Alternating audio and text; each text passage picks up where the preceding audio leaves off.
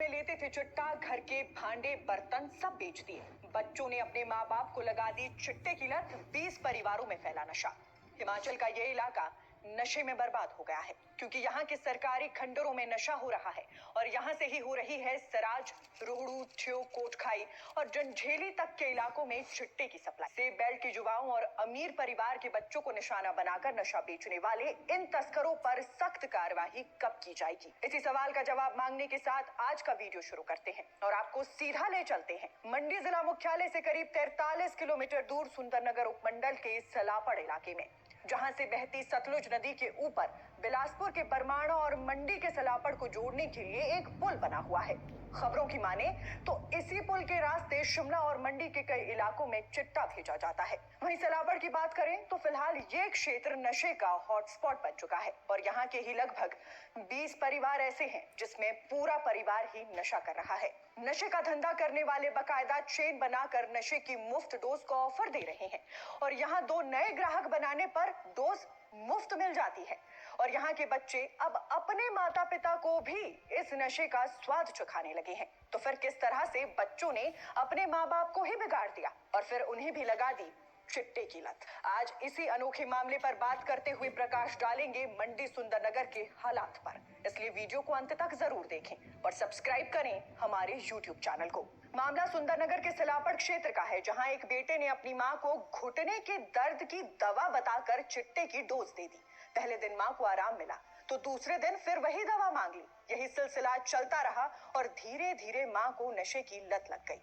नशे के इस चक्कर में पड़ने के बाद घर की जमा पूंजी खत्म होने लगी। जब पैसे नहीं बचे तो मां और बेटा रिश्तेदारों से उधार मांगने लगे।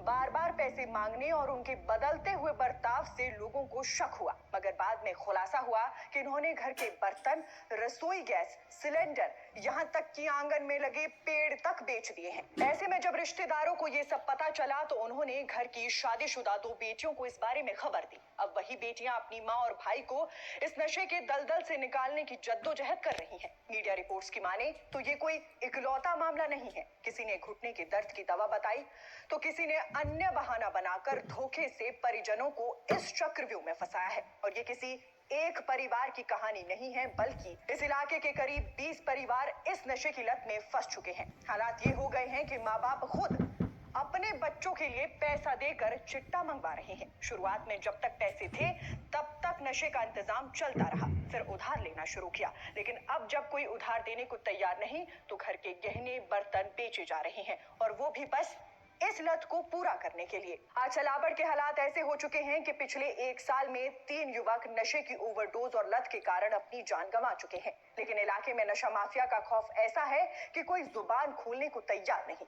यहाँ पर पुलिस चौकी तो है, लेकिन नशेड़ी और नशे का धंधा करने वाले बेखौफ घूम रहे हैं। हालात ये हैं कि सरकारी आवासीय कॉलोनी जो कभी लोगों के रहने के लिए बनी थी, अब खंडर में बदलकर नशेड़ियों का अड्डा बन चुकी है। लेकिन आखिर किसकी शह पर सुंदरनगर के सलापड़ में नशे का इतना बड़ा कारोबार चलाया जा रहा है? ये आज का सबसे बड़ा सवाल है, क्योंकि सलापड़ का ये इलाका चिट्टे के साथ साथ जहरीली शराब के लिए भी बदनाम है। साल 2022 में सलापड़ और कांगू क्षेत्र में ही जहरीली शराब पीने से 7 लोगों की मौत हो गई थी। मगर फिर जब जांच हुई तो जहरीली शराब कांड में पकड़े गए आरोपियों के राजनीतिक दलों से कनेक्शन निकले। आपको ध्यान दिला दें कि इस कांड में भाजपा व कांग्रेस के कार्यकर्ताओं की गिरफ्तारी ने दोनों दलों के नेताओं की जुबान पर ताला लगा दिया था और एक दूसरे पर आरोप प्रत्यारोप करने वाले बड़े बड़े नेताओं ने उस वक्त चुप्पी साध ली थी। बहरहाल इस भयावह स्थिति के बावजूद प्रशासन की लापरवाही और राजनीतिक चुप्पी कई सवाल खड़े करती है। जब इलाके में नशे की इतनी बड़ी समस्या है